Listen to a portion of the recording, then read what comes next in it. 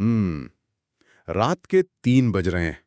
एक 55 साल का मतलब एक बहुत ही सफल कॉर्पोरेट इंसान अपने बेहद आलीशान घर में दुनिया के सबसे महंगे गद्दे पर लेटा हुआ है। हम्म। लेकिन उसकी आंखें ना बस छत को घूर रही हैं। नींद की गोलियां जो वो लेता है वो भी अब बेअसर हो चुकी हैं और शरीर थकान से बिल्कुल चूर है। बिल्कुल। और दिमाग शट डाउन होने का नाम ही नहीं ले रहा। हाँ, एकदम सही कहा। और ये कोई मनगढ़ंत कहानी नहीं है, बल्कि आज के आधुनिक समाज की एक बहुत ही डरावनी सच्चाई है। तो आज की इस गहन चर्चा में हमारा विषय यही है, नींद न आने की ये जो आधुनिक महामारी है ना, जिसने हमारी रातों का सुकून पूरी तरह से छीन लिया है। जी।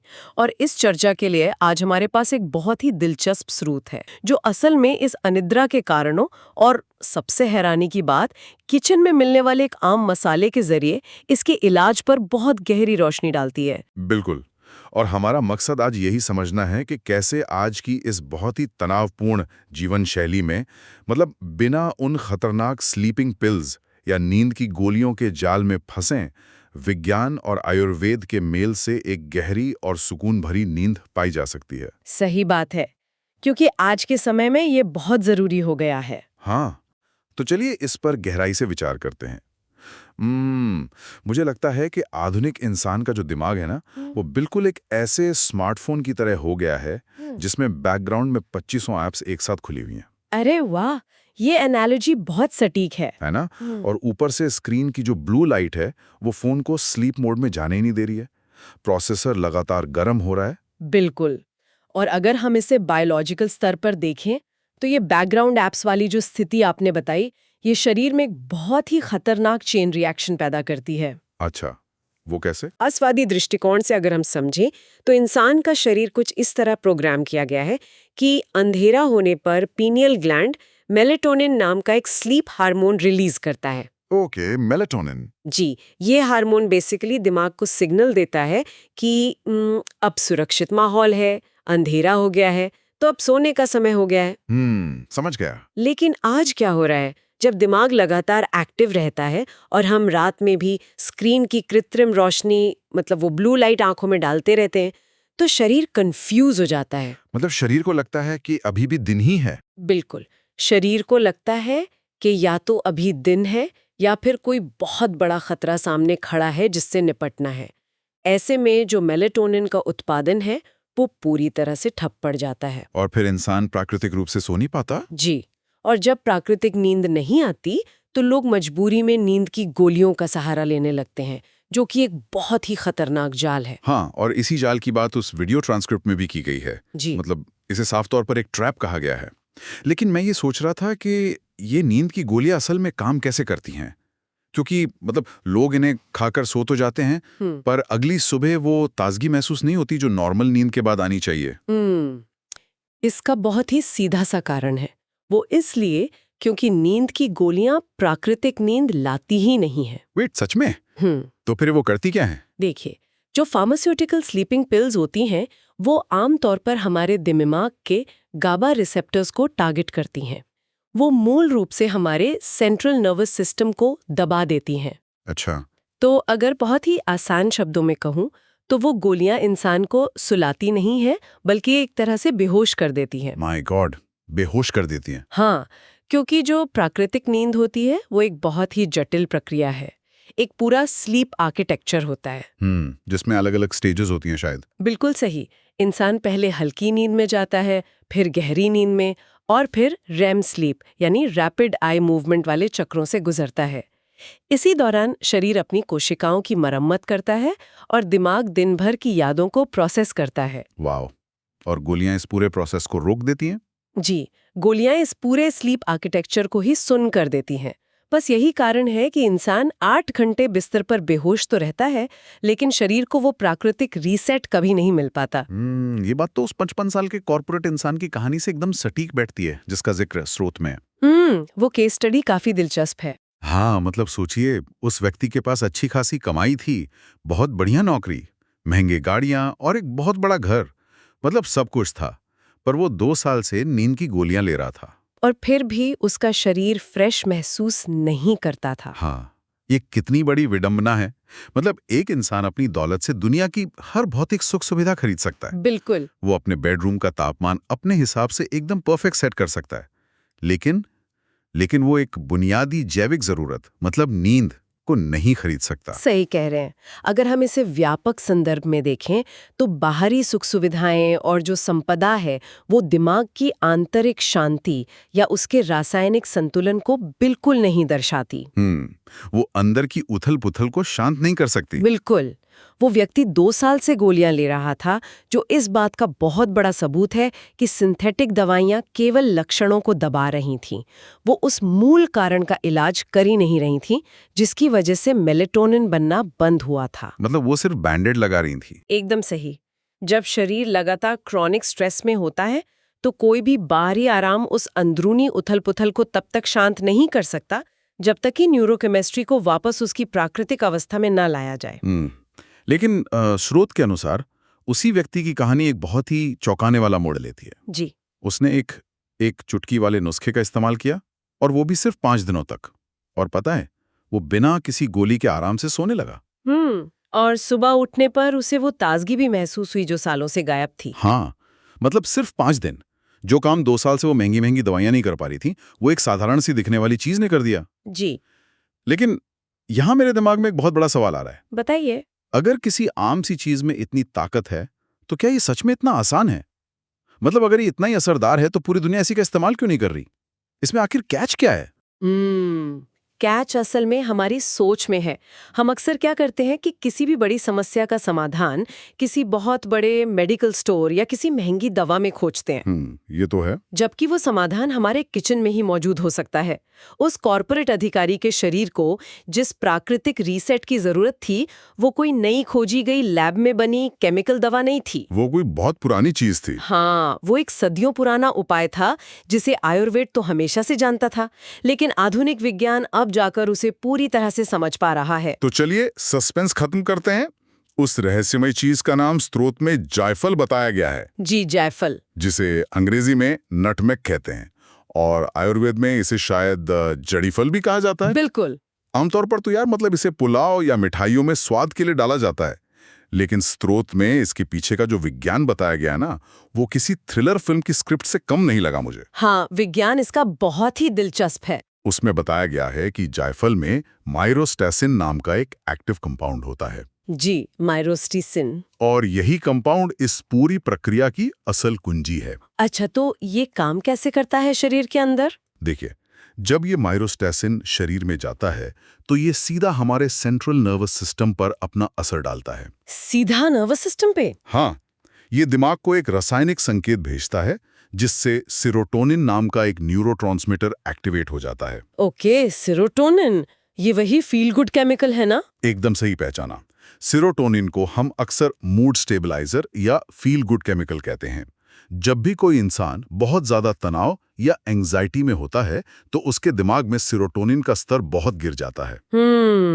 माइरोस्टैसिन इसी गिरे हुए स्तर को वापस ऊपर उठाने का काम करता है। अरे वाह! और सबसे बड़ी बात, ये जो सेरोटोनिन है, यही आगे चलकर पीनियल ग्रंथि में मेलाटोनिन के निर्माण के लिए रॉ मटेरियल यानी कच्चे माल का काम करता है। अच्छा, यहाँ बात सच में बहुत दिलचस्प हो जाती है।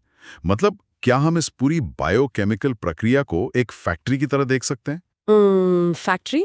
कैसे? जैसे मान लीजिए कि हमारा दिमाग एक फैक्ट्री है और माइरोस्टैटिन एक बहुत ही सख्त सुपरवाइजर है जो बाहर से फैक्ट्री के अंदर आता है। अच्छा, ठीक है। वो अंदर आके देखता है कि भाई फैक्ट्री में तो बहुत तनाव चल रहा है, अफरा तफरी मची है, तो वो सीधा सेरोटोनिन नाम के मैनेजर को जगाता है और कहता है कि भाई उठो और स्थिति को संभालो।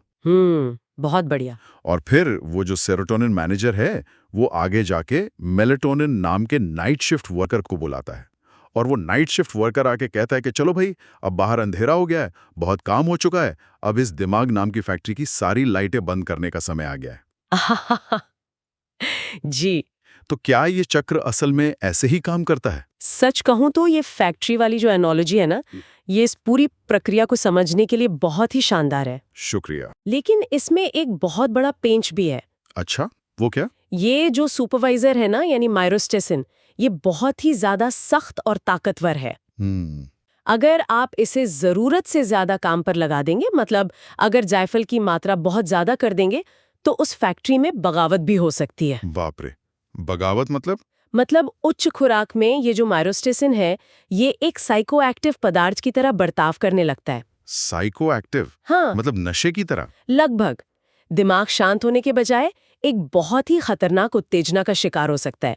इससे चक्कर आना, उल्टी होना, हार्ट रेट का अचानक से बढ़ जाना, ओहो, और यहाँ तक कि हेलुसिनेशंस यानी भ्रम की स्थिति भी पैदा हो सकती है। मतलब इंसान को वो चीजें दिखने लगेंगी जो हैं ही नहीं। बिल्कुल।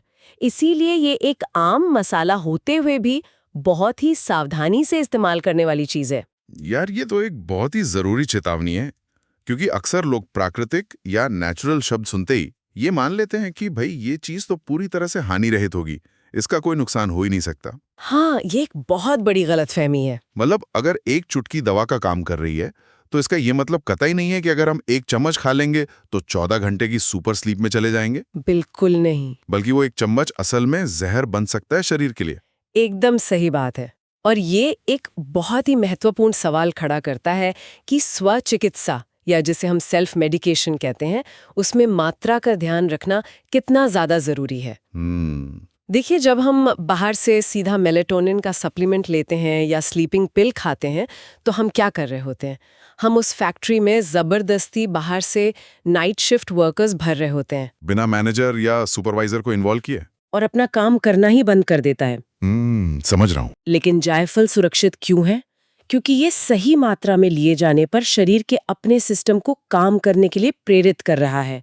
ये उसे दरकिनार नहीं कर रहा, बल्कि उसे रिपेयर कर रहा है। ये थ्योरी सुनने में तो बहुत तार्किक और साइंटिफिक लगती है। लेकिन स्रोत में इसका एक बहुत ही ठोस प्रमाण भी दिया गया है ना? जी बिल्कुल दिया गया है। उसमें एक पायलट स्टडी का जिक्र है, जिसमें बताया गया है कि 10 लोगों को शामिल किया गया और उन लोगों को हर रात डिनर के बाद 2 ग्राम जायफल दिया गया।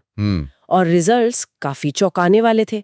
मात्र 15 दिन के अंदर उन लोगों की नींद की जो औसत अवधि थी, वो 3.5 घंटे से बढ़कर लगभग 7 घंटे हो गई। जी, ये एक बहुत बड़ा जंप है। हाँ, बहुत बड़ा।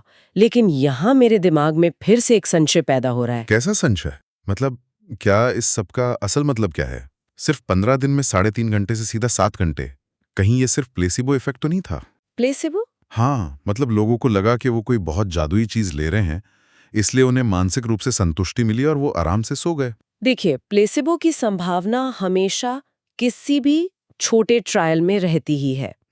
लेकिन यहाँ सबसे हैरान करने वाली बात यह है कि स्रोत जिस तरह से स्टडी के बाद के प्रभावों का जिक्र करता है, वो इसे प्लेसिबो की थ्योरी से कहीं आगे ले जाता है। अच्छा, बाद के प्रभाव मतलब सबसे महत्वपूर्ण डेटा पॉइंट ये नहीं था कि 15 दिन में नींद बढ़ गई, बल्कि ये था कि जब उन 10 लोगों ने जायफल लेना बंद कर दिया, तब भी कुछ हफ्तों तक उनकी नींद की क्वालिटी वैसी ही बनी रही, बिना किसी साइड इफेक्ट के। वाओ! अगर ये सिर्फ प्लेसेबो होता या कोई ऐसी चीज होती जो दिमाग को सिर्फ सुन कर रही है, तो जायफल रोकते ही उनकी नींद फिर से टूट जानी चाहिए थी। जैसे नींद की गोलियां छोड़ने पर होता है। बिल्कुल। उस स्थिति को अक्सर शायद रेबाउंड इंसोम्निया कहा जाता है ना, जहां नींद ना आने की समस्या पहले से भी भयंकर रूप में वापस आ जाती है। एकदम सही शब्द इस्तेमाल किया आपने। तो क्या इसका मतलब यह है कि जायफल ने उन लोगों को कोई लत नहीं लगाई, कोई डिपेंडेंसी नहीं हुई? बिल्कुल नहीं। और यही दवाइयों और इस प्राकृतिक उपाय में सबसे बड़ा अंतर है। दवाइयाँ आपके रिसेप्टर्स को जबरदस्ती बांध कर रखती हैं, लेकिन जायफल में जो माइरोस्टेरिसिन है, उसने शरीर के सर्काडियन रिदम को उसकी मूल अवस्था में रीसेट कर दिया। सर्काडियन रिदम मतलब शरीर की वो आंतरिक घड़ी? जी, वो इंटरनल क्लॉक जो दिन और रात के हिसाब से हमारे सोने जागने का चक्र तय करती है। समझ गया। तो जब वो घड़ी एक बार वापस सही समय बताने लगी, तो जायफल हटा लेने के बाद भी शरीर को याद रहा कि उसे कैसे और कब मेलाटोनिन बनाना है। इसका असर हफ्तों तक इसीलिए टिका रहा क्योंकि सीधा जड़ पर काम किया गया था, सिर्फ लक्षणों पर नहीं। ये वाकई विज्ञान का एक बहुत ही शानदार पहलू है। मतलब प्रकृति कैसी काम करती है, ये अद्भुत है। जी बिल्कुल। लेकिन इसका मतलब ये कतई नहीं है कि कोई भी आज रात किचन में जाए और मुट्ठी भर जायफल खा ले। बिल्कुल नहीं, ऐसा तो भूल कर भी नहीं करना चाहिए। हाँ, स्रोत इस नुस्खे को लेने के सही तरीके पर बहुत ज्यादा जोर देता है। इसे एक तरह से स्लीप रनवे तैयार करने जैसा बताया गया है। रनवे? ये एनालॉजी भी बहुत दिलचस्प लग रही है। ना? मतलब तरीका यह है कि रात को सोने से करीब 30 मिनट पहले एक गिलास हल्का गर्म दूध लेना है और उसमें सिर्फ एक चुटकी, मतलब करीब 1/4 चम्मच या शायद उससे भी कम जायफल का पाउडर मिलाना है।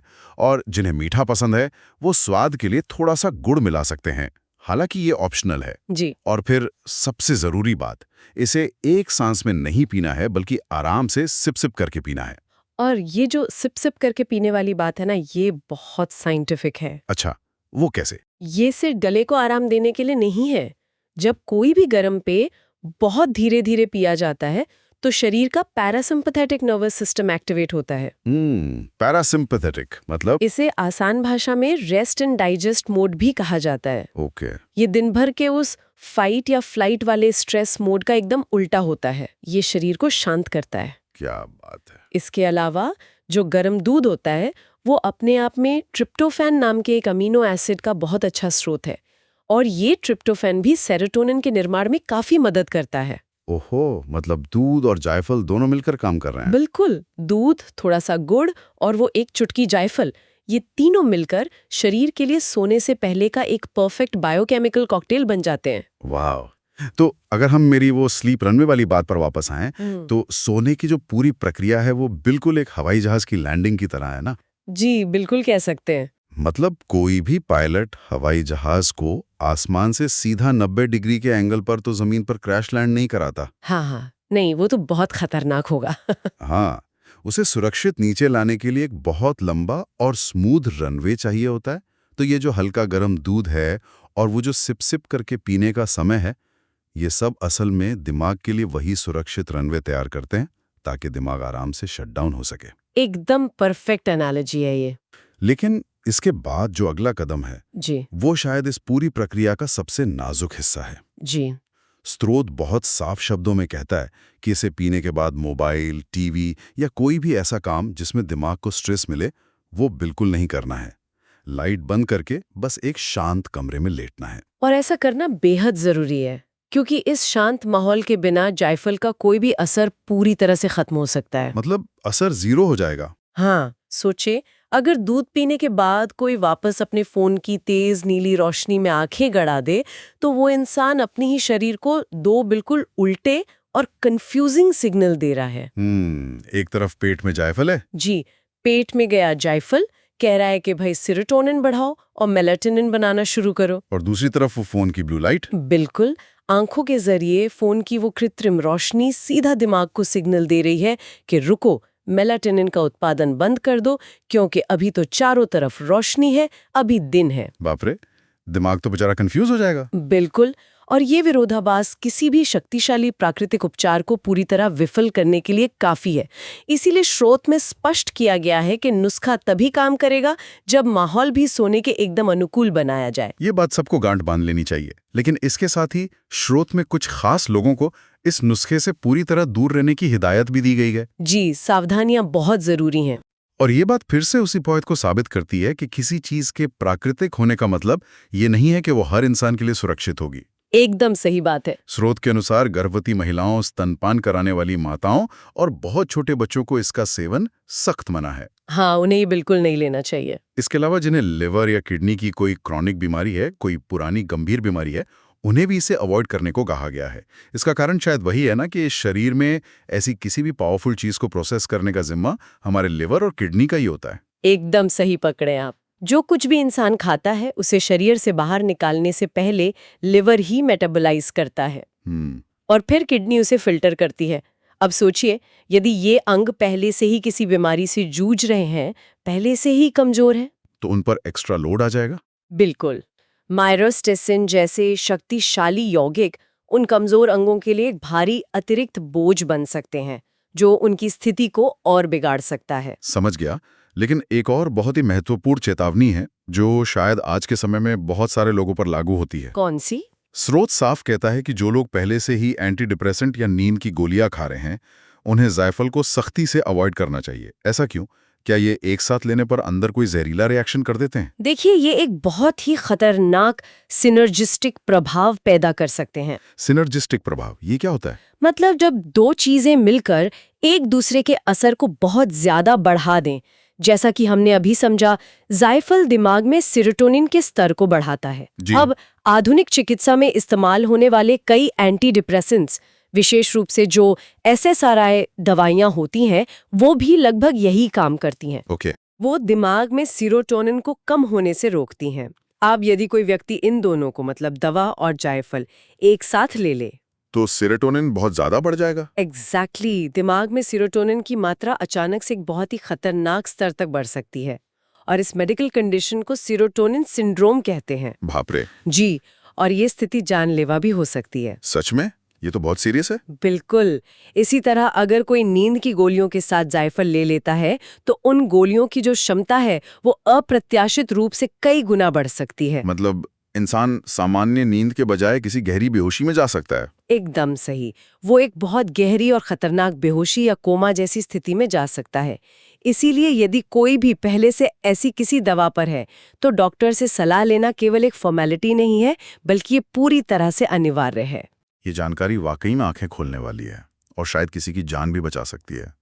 तो अगर हम आज के इस पूरे विश्लेषण को एक साथ समेटें, तो मुख्य बात ये निकल कर आती है कि आधुनिक जीवन शैली ने, इस स्क्रीन के बहुत ज्यादा इस्तेमाल और 24 घंटे के काम के प्रेशर ने हमारे दिमाग के प्राकृतिक शटडाउन मैकेनिज्म को पूरी तरह से खराब कर दिया है।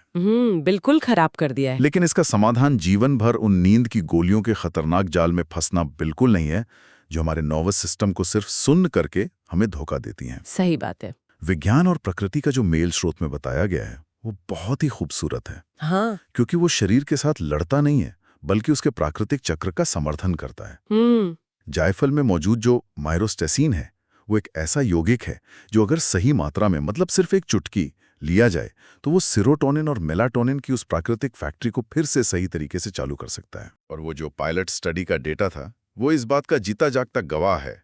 मतलब ये साधारण सा मसाला 3.5 घंटे की उस अधूरी और टूटी हुई नींद को 7 घंटे की गहरी तरोताजा करने वाली नींद में बदल सकता है। वो भी शरीर को किसी रसायन या केमिकल का गुलाम बनाए बिना। बिल्कुल।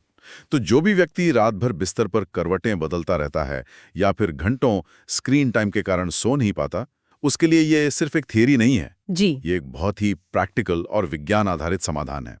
ये इस बात की याद दिलाता है कि शरीर के स्लीप मैकेनिज्म को दोबारा चालू किया जा सकता है, बशर्ते उसे एक सही और शांत रनवे दिया जाए। और ये भी नहीं भूलना चाहिए कि किसी भी शक्तिशाली उपचार में संतुलन ही सबसे बड़ी कुंजी है। बिल्कुल। मात्रा का कड़ाई से पालन करना और थोड़ा अनुशासन दिखाना, जैसे कि सोने से पहले स्क्रीन से पूरी तरह दूरी बना लेना, यही इस प्राकृतिक नुस्खे की असली सफलता तय करते हैं। वैसे स्रोत में एक ऑनलाइन कंसल्टेशन फॉर्म का भी जिक्र किया गया है, जो ये बताता है कि अगर किसी को व्यक्तिगत मार्गदर्शन चाहिए तो वो हमेशा उपलब्ध है। तो इसी के साथ हमारी आज की ये बहुत ही दिलचस्प और गहन चर्चा अपने अंतिम पड़ाव पर पहुंचती है। जी, लेकिन बिल्कुल। इस पूरी बात ने मेरे दिमाग में एक बहुत ही गहरा विचार छोड़ दिया है। अच्छा, क्या विचार? आज हमने देखा कि कैसे हमारे किचन के डिब्बों में पड़ा एक बिल्कुल साधारण सा मसाला हमारी नींद के उस जटिल स्मार्टफोन को शट डाउन कर सकता है, जिसके बैकग्राउंड में तनाव की दर्जनों ऐप्स खुली पड़ी हैं। बिल्कुल कर सकता है। एक चुटकी मसाला न्यूरोकेमिस्ट्री को बदलने की ताकत रखता है। तो ये सोचना कितना दिलचस्प है कि हमारे रोजमर्रा के खाने में, हमारी आम मसालदानियों में ऐसे और कितने मसाले या जड़ी बूटियां चुपचाप छिपी बैठी होंगी। ये तो है। क्या यह संभव है कि आधुनिक विज्ञान की नजरों से दूर इंसान की बड़ी बड़ी मानसिक और शारीरिक समस्याओं का अचूक इलाज उसी रसोई में मौजूद हो, जिसे हम सिर्फ और सिर्फ खाना पकाने की जगह मानते हैं? बहुत ही गहरा सवाल है ये। क्या वो रसोई असल में एक पूरी की पूरी फार्मेसी है, जिसे हम आधुनिक भागदौड़ में कहीं पीछे भूल चुके हैं? इस पर जरूर विचार कीजिएगा।